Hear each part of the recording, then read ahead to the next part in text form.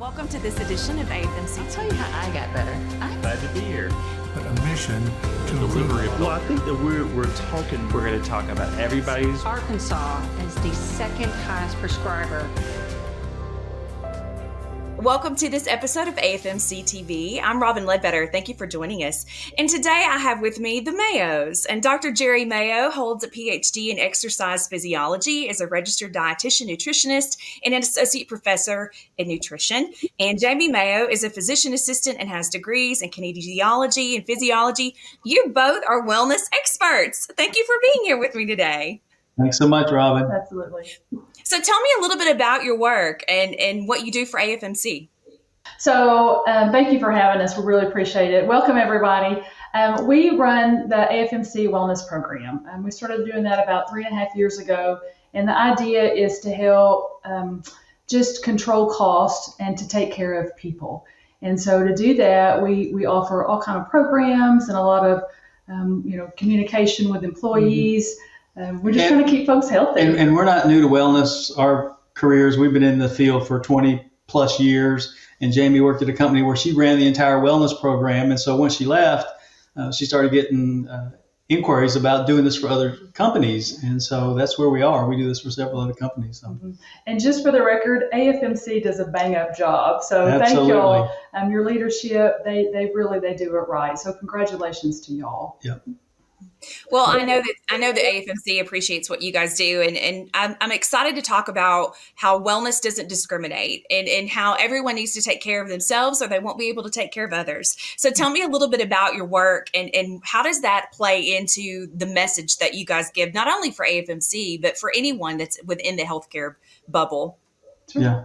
You want to take it? That's what we were having this conversation about how to get started. That's one of the topics that came up is the fact that, disease doesn't really discriminate. And so as we go in the next couple of minutes, we're going to be throwing some things out and some tips and suggestions for healthcare providers. And as we were talking, it's like this really can apply to everyone. And so we'll tend to focus on the health practitioners that are working with clients.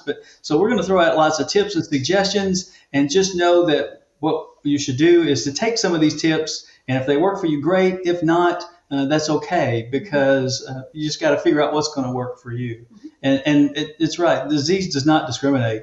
That's the reality. So we're kind of in the middle of what we would say a reset, right? Those January goals and starting over again. What are common barriers or excuses that you guys see? Well, there's all kinds of barriers, especially for healthcare providers. One of them is time, right?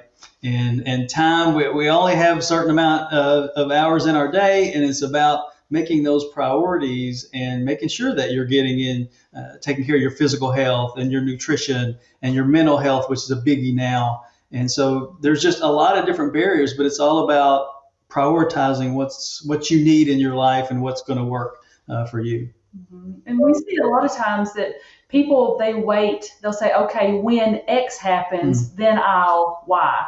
It's like, but why are you waiting until the heart attack or you're on another medicine or, you have this crisis? Why aren't you doing something to prevent those issues that come up?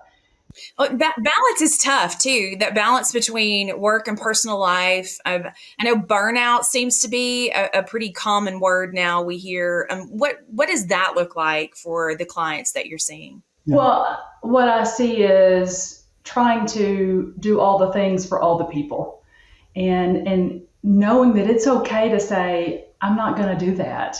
Yeah. Not feeling guilty, not feeling ashamed. It's just to say, I can't, and be okay with that. Yeah, in our current work environment, employers oftentimes will push practitioners to work long hours. Maybe they're doing 12-hour shifts. Maybe they're working 5, 6, 7 days a week on periods of time, and that really can cause a lot of stress and lead to mental health challenges down the road. And so being able to say no is a big deal. Mm-hmm, mm-hmm. Yeah. Yeah, absolutely. Yeah. And be okay with it. Yeah. Know that you can't fit everything into your day, but prioritize what's important and then let the other stuff go, because it really does it comes down to like you said, decisions around what are the pros and what are the cons, And in most cases, those healthful choices, there's going to be a lot more pros than cons. So you mentioned that working in, even if it's 5 minutes, and finding ways to work it into your day to day, and that really truly contributes to an overall well-being, right? Absolutely. And part of that's mindset. Right. It's just that I am going to do this for me. I would say come Hades or high water. Yeah. I'm going to make this a priority. There are like over 1,400 minutes in a day. We're talking 5. Yeah. So when you look at the big picture, it's not that much. Yeah, I think when you look at this, oftentimes providers are just like we're regular people, and so oftentimes we put ourselves last. And I often talk to women on this because they do this too. They put themselves last, their families, their kids, everybody is first, and then their health ends up suffering. The same thing happens with practitioners because you're trying to do your best to help your clients, and oftentimes you do that at the sacrificing your own health. And you look up, 2 years later, 5 years later, and you're overweight, and you've got all these other health. Your back's bothering you because you've been working these long hours. And so, I think making those choices to say no is a good start. Mm-hmm.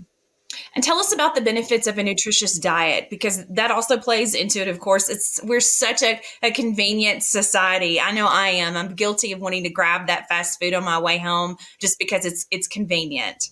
Yeah. So when you look at nutrition is one of the biggest things that we can do to improve our what we might call health span, right? You want to live longer, but you want to live healthier. And it's about, the 3 basics of this is, a balance, variety, and moderation. What you would like to do is eat a balanced diet, which is coming where you're getting all the 5 food groups and a variety of different foods within each group. And the biggest one for most people is moderation. And cutting back on what we eat, food oftentimes is so good, but you just got to have it in moderation, because the truth is our bodies, we don't need as many calories as we think we do. But it is important. It is important. Well, and I hear people say a couple of things. One is they don't like to cook. And there are certainly ways around not cooking, but still making healthy choices. And then to that point is people say, well, I eat out a lot. That's okay. You can still eat out. It's the foods you choose when you eat out. Right. I know there are some healthy options out there. Yeah. Are you choosing those? Yes. When you go to McDonald's, you have a choice of getting the Big Mac, or you can actually get a salad at McDonald's. Mm-hmm. And there has been kind of anecdotal studies where people have actually lost weight eating McDonald's. You can do that. But you got to make the healthy choice. It's not always easy. For me, I had to pay attention to my body and know that I just didn't feel good when I ate the fries or I drank the soda, and really just paying attention to how I felt afterwards played a huge role in just me taking charge of my own. It's hard. It is challenging, but I think the long-term rewards of doing that is going to pay off. I mean, you mentioned your physical health, but also your productivity. Like you were saying, if you don't have and put the right foods in your body, you are going to run out of energy and struggle. You're going to be on the struggle bus later in the afternoons because you're not doing what you need to do. Mm-hmm. So would you say, when you say planning, and so much of that starts with a diet, is that something that people should do like on a Sunday afternoon and plan and meal plan and get all these things chopped and washed and put in containers and ready to cook? I don't want to take 30 seconds, but I can run into our refrigerator right now. Last night we chopped up like a farmer's market yesterday afternoon. But I would say this, it's kind of like exercise. You do it when it meets your needs, right, when you can fit it in. Yeah. We were watching a ball game, and at halftime, we jump up, we run in the kitchen, we grab a couple of cutting boards, wash, chop, chop, chop, throw in the, Ziplocs and stuff, and then boom, we're back to watching the Razorbacks lose. Or you're, in a commercial, and you grab a couple hand weights, and you're doing some exercise, right? You're doing something. Yeah. So again, that's why Jay says it's time management, and we still go back to, it doesn't have to be this big, major, undertaking. It's just a little bit along the way here and there, but at the end, you can see some big results. Yeah, because the reality is, if you go into your day with it planned and you get as much in, like we always like to try to get our exercise in early because we don't know what the day's going to throw at us. Mm-hmm. So if you can get as much of this planned as possible and get things done, I call them sometimes the big rocks, when you jar first, then you can throw in some of those smaller rocks. Or if something happens and you get derailed, which can happen, your entire day, the rest of your day gets derailed, at least you're off to a good start. Yep. So let's talk about sleep and utilizing techniques to improve sleep quality. It's a tough one for me. It is. People just don't get quality sleep anymore. Well, I think because one of the things we already said is that people are so busy and they're trying to cram everything in, and they're scrolling on Instagram or whatever they do, the social medias at late at night, and it just it causes them anxiety as they start to go to sleep, and they just don't get restful sleep. Yeah, I really struggled with sleep several years ago, and it was self-inflicted. I was overworked. I had way too much going on in my life, both personally and professionally, and I just couldn't shut my brain off. I bet a lot of people can relate to that. And then I don't, then it's 3:00 in the morning, and I'm still thinking of all the things and the emails and the phone calls and the texts and blah blah blah. I started putting a notepad on my little dresser. No, not my dresser. Oh. Which you put the lamp on, nightstand. And so I would roll over and I would go email, call. And then once I had put it on paper, I let it go. Because I would spend my time at night thinking, don't forget this, don't forget this, don't forget this. Well, once I wrote it down, then I didn't forget it. Now, we also do some things where we don't have screen time, kind of after a certain point. Our house is very cold, which we really like. We've got blackout blinds. We have comfortable bed. We just bought a new mattress. Yeah. So we do some of the things that to do, but when it came time to shut my brain off, I couldn't do it. And the position I was in, I slept with my phone because I knew I was on call 7 days a week, and I was listening for that like a baby. I was listening for my phone. And so part of this was just to disconnect and be okay with not answering a text at 2 a.m. Yeah. And everybody's going to be individual with this. You got to figure out what's going to work for you. Like for me as a guy, older fella, I know that I really shouldn't be drinking any liquids after like 6 p.m.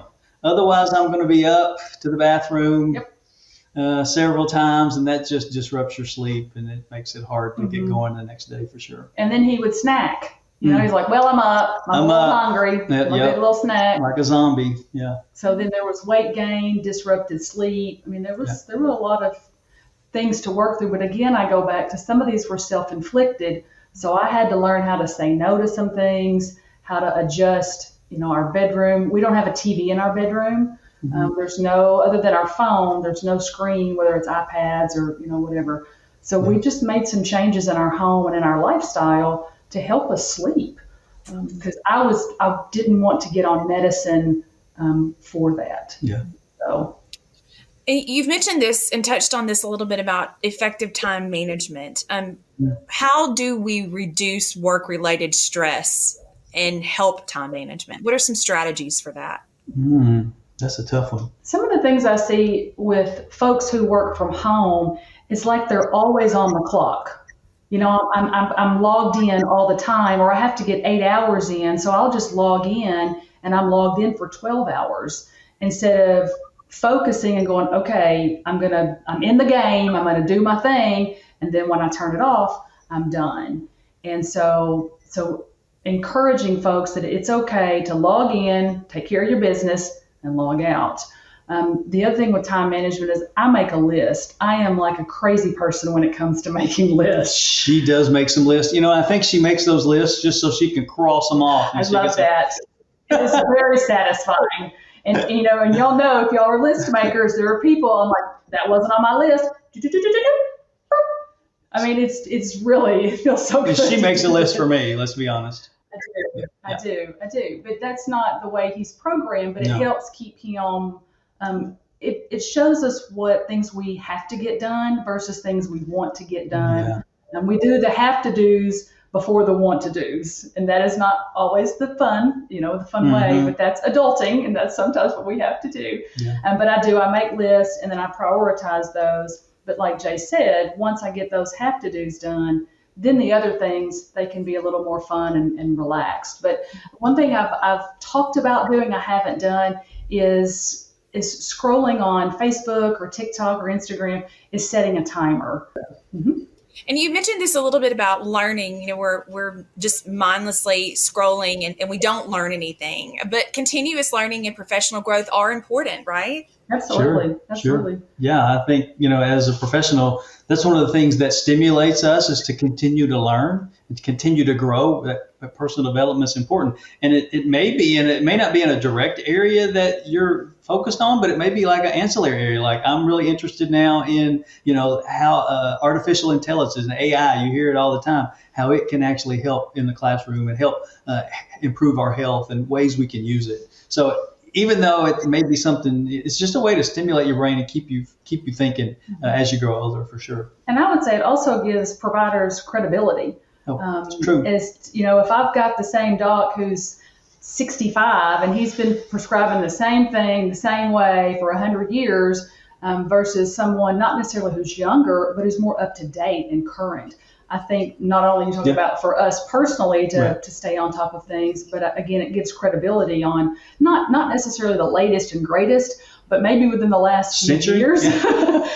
It's just again, I think it's credibility as well. Yeah, being able to relate what's going on now and the trends that are happening in the medical field, the health field. Yeah. So before we close, one last thing. We've talked about time management, sleep, continuous learning, diet, all these things that really contribute and make such a difference. It is important that we have a strong support network, colleagues, friends, family that really are a part of the whole picture for emotional and practical support. Is that correct? Absolutely. Yeah. I think it's important, especially to surround yourself with positive people in your family that are going to lift you up and promote you and make you feel good about the work that you're doing. It's hard when you've got, family members that are maybe not as positive and it becomes a negative situation. And that, you want to just avoid them, but you want to downplay them and not really focus on them. Limit their effect on you. Yeah, and other support groups too, whether it's friends or church or civic groups. I mean, part of that is just surrounding yourself with people who make you better, right? And trying to stay away from the toxic, the poison, people who want you to stay where you are and not be better. Yeah, we all have friends that are like that. I've got one in particular. Every time we have a conversation, it's nothing that's positive is happening. It's always around what's negative. And so I try to limit my time on the phone with him. It's tough. It's tough to recognize those and know what our limits are, for sure. Well, hey, thank you so much. Thanks for talking. I've learned a lot. I'm going to make a list, and I'm going to prepare my weekly food. My husband's just going to be so excited, I'm sure. All these things. But but really, thank you. Thank you. They're practical and applicable for everyone. Yeah, and to that, before you have a panic attack and you're buying farmer's market into your kitchen, we keep staples. I keep certain foods in our refrigerator all the time. And so that way, if I want to throw something together very quickly, I'm on the kind of 5 ingredient or less, or it's not going to happen. So that's why I say just keeping things that you can use or high turnover, very simple. That's why I say it doesn't have to be a really big thing. But I enjoy cooking. It's kind of a she's good at it. A science project every time I'm in the kitchen. I'm the dishwasher, but that's okay. But that's the role. But that's our time together too. Even if he is washing dishes and I'm in there helping with the prep. That's special to us. Yeah. And so what I'd suggest for folks watching this is that you don't overwhelm yourself with trying to do everything. You kind of look at your life, what's going on, and just find an area or two that you can work on and start to make improvements. And when you get that down and you see progress in those, then you can pick up a couple of more. Don't try to do it all at once. No. Rome wasn't built in a day. No, it's not. Well, thank you so much for giving this information. And I'm sure that all of our viewers will find it beneficial. And I appreciate you guys. Thanks for all that you do. Thanks AFMC. Yep. Bye-bye. And that's it for this episode of AFMC TV. Have a great day. Thanks for watching.